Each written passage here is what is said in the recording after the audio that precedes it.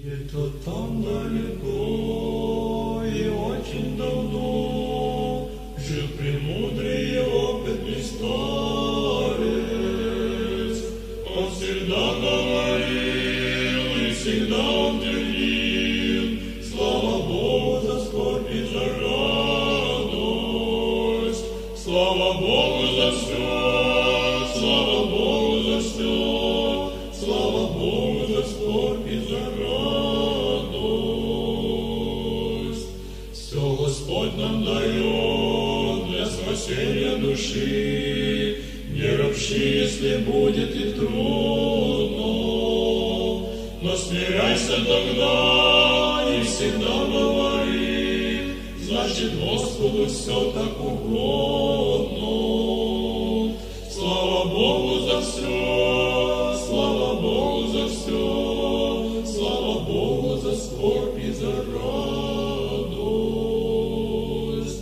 Научись ты творить Божью волю всегда, может быть, и мы будем гонимы, и с умой на плечах, со слезами в очах, и родными не будем любимы.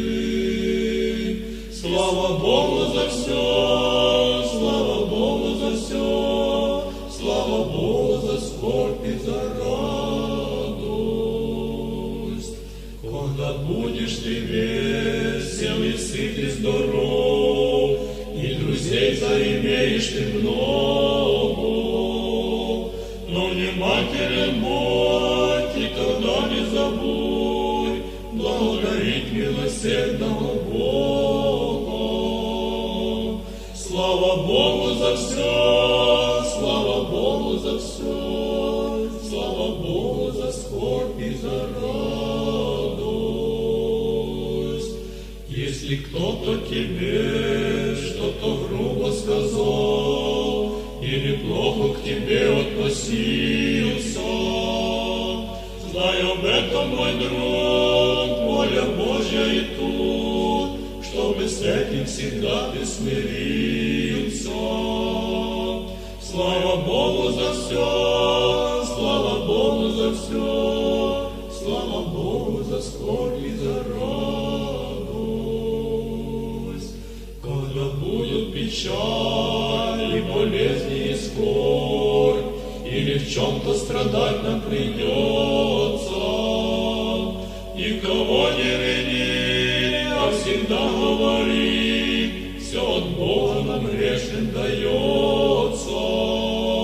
Слава Богу за все, слава Богу за все, слава Богу за скорбь и за радость. Наши годы пройдут, все друзья отойдут, незаметно подкрадется старость, но всегда ты тверди и тогда говори: слава Богу за скорбь и за радость.